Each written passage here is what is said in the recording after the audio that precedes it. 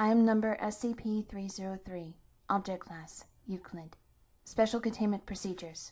As SCP-303 has not yet been known to travel beyond the boundaries of Site Blank, the entire area of Site Blank is currently considered SCP-303's containment area. All rooms in Site Blank are to be altered where possible so as to have two entrances separate by a distance of 10 meters or line of sight. Personnel are to be distributed evenly through the facility with available radio or intercom contact, so that visitors may be resolved quickly. Personnel who witness SCP-303 are to be submitted for immediate psychiatric evaluation. All SCP objects housed at Site Blank since before June the 4th are to be transferred to Site Blank-B one at a time. Each SCP object will be transferred again to Site Blank-A once it can be verified that SCP-303 has not migrated from Site Blank with it. Once SCP-303 either migrates to Site Blank-B or remains present at Site Blank, once all SCPs in question have been transferred to Site Blank-A, containment procedures will be updated as appropriate. Description: Witnesses describe SCP-303 as a nude, sexless, emaciated humanoid figure with reddish-brown skin. Instead of normal facial features, its head is dominated by an extremely large mouth, which bears a set of oversized human teeth. It continually vocalizes a wheezing noise, loud enough to be heard from the other side of most solid doors. All individuals who have encounters with SCP-303 are capable of describing it in full, including individuals who have not physically seen any part of it. SCP-303 will periodically materialize behind any closed door, hatch, or other entry barrier opposite a sentient observer chosen by unknown means. SCP-303 will then remain behind the door for an intermediate amount of time.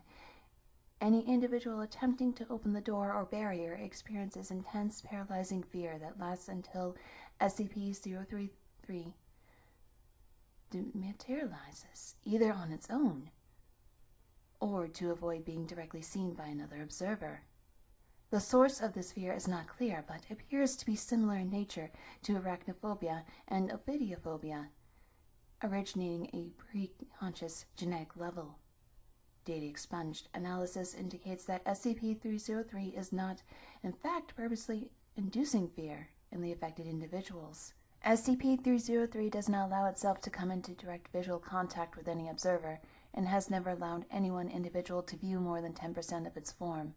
When the door or other entryway barrier is partially or completely transparent, SCP-303 will materialize in an orientation that leaves 10% or less of its body visible, or cause effects of fog or frost on the transparent surface to achieve the same effect. If SCP-303 is approached from a direction in which there is not a solid object or breaking line of sight, it will dematerialize before direct visual contact is made. Any electronic or complex mechanical devices that SCP-303 encounters are temporarily disabled. SCP-303 has made no recorded attempt to physically or verbally engage any observer. How SCP-303 arrived at Site Blank is not known at this time. SCP-303's first recorded appearance was on March 1st, 2010. It's suspected that SCP-303 was inadvertently transferred along with or manifested by another SCP on site. All SCPs on Site Blank are being re-examined accordingly. Incident Log 303-A. Incident 303-1. Agent Blank was showering in her private quarters bathroom when she became aware of the presence of SCP-303 on the opposite side of the shower curtain. It was wheezing extremely loudly. Startled by the discovery, she accidentally struck the shower curtain, causing it to sway outwards. The curtain partially wrapped around SCP-303, revealing that it was less than 0.5 meters from the curtain. Standing erect and facing the shower, Agent Blank reports spending approximately the next 3 hours sobbing in the corner quietly as to not disturb SCP-303 Agent Blank reported that the wheezing stopped very suddenly, at which point in time she was able to exit the shower. Incident 303-3. Agent Blank encountered SCP-303 inside the Site Blank second floor break room. He was attempting to obtain coffee creamer from the counter cabinet when he heard loud wheezing emanating from the cabinet and was overtaken by overwhelming fear. Agent Blank later reported that SCP-303 was huddled in the cabinet in the fetal position. Agent Blank claimed to be certain of the information despite failing to open the cabinet door. Later, when the cabinet was examined, one container of powdered coffee creamer was missing. Note: this is the first recorded instance of SCP-303 removing an object from a scene. Incident 303-6. Dr. Blank was discovered dead from dehydration in a second-floor storage room. It is estimated that Dr. Blank spent up to 5 days in the storage room before being discovered. A small 4-meter by 4-meter decompression chamber separated the storage room from the adjoining hallway. SCP-303 occupied the decompression chamber for the duration of Dr. Blank's isolation in the storage room, disallowing entry from either direction or making it possible for Dr. Blank to leave. Test Log 303-A. A team consisting of Dr. Blank, Researcher Blank, 4 security personnel, and 4 D-Class personnel were assigned to be dispatched to any reported incident of SCP-303's materialization in order to immediately perform an on-site testing. These logs take place at the door room Blank from the first floor hallway. SCP-303 was reported to be within room Blank. Test 303-1. 1 male D-Class personnel, D-303-1, was ordered to open the door and threatened that he would be transferred to SCP Blank duty for non-compliance. He refused, citing extreme fear. Test 303-2. 1 male D-Class personnel, D-303-1, was ordered to open the door and threatened that he would be terminated on the spot for non-compliance. He refused, claiming that if he were to do so, that SCP-303 would data expunged.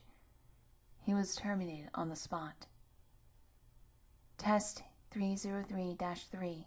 1 female D-Class personnel, D-303-2, that had witnessed the termination of D-303-1, was ordered to open the door and threatened that she be terminated on the spot for non-compliance. She refused, claiming that if she opened the door, that SCP-303 would data expunged. Researcher Blank was visibly shaken by this claim. D-303-2 was not terminated.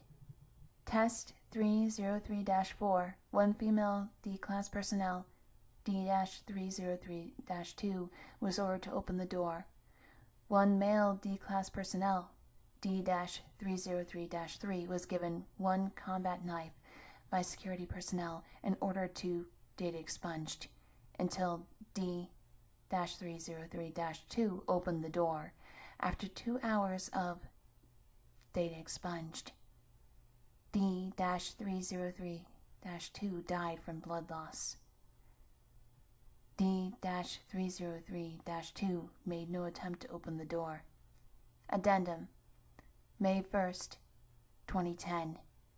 SCP-303 appears to have claimed that second-floor storage room as its own. It has so far disallowed any personnel entry to the room since April the 5th, 2010.